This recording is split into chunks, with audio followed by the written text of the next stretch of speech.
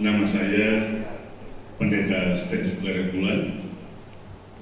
Saya kenal produk ini sebenarnya 3 tahun yang lalu dari teman majelis saya, Bapak Erik Kesaulia.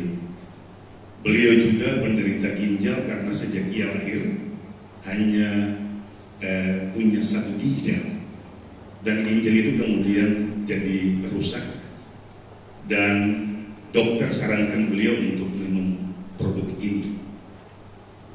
Suatu ketika saya jumpa ketika pelayanan di gereja Kasih Perumnas, dan beliau menceritakan bahwa saya bertahan sampai hari ini karena saya minum produk yang dulunya namanya SOP 100. Agustus kemarin, Bapak Ibu, saya mengalami gangguan ginjal yang sungguh amat parah dari artis dokter Pak Risman di Rumah Sakit Maleo. Hasil lab saya punya ureum itu sudah 130 dan kreatinin sudah 5,7. Saya ketemu beliau pada tanggal tidak salah 23 Agustus 2020 kemarin, dan setelah beliau melihat hasil dan hasil pemeriksaan, beliau sarankan saya untuk, Pak Steve, sebaiknya segera dirujuk ke Jakarta karena ginjal kalau terlambat diatasi maka Bapak pasti akan cuci darah. Bapak Ibu, sekitar 2 hari kemudian saya mengalami mual yang sangat luar biasa, dan saya sebenarnya sudah tidak lagi punya harapan bahwa saya akan hidup. Saya berdiri di sini karena mujizat Tuhan lewat AIDS. Kemudian, Bapak Ibu, sekitar November, saya telepon kembali Pak Bung Erik Kesaulia. Bung, saya bisa dapat obat itu di mana? Itu dulu saya ada disebut obat, saya ikuti.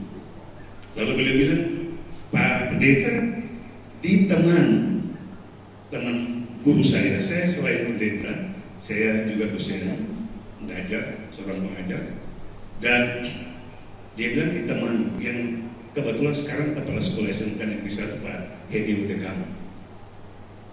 Saya telepon Pak Hedi bilang, Pak Pendeta, itu di Ibu Yoli Gasper, produk itu dari FC itu di Bapak Ibu, dan saya telepon Ibu Yoli dan terima kasih untuk Ibu Yoli yang kebetulan mengantar dengan suaminya produk ini untuk saya.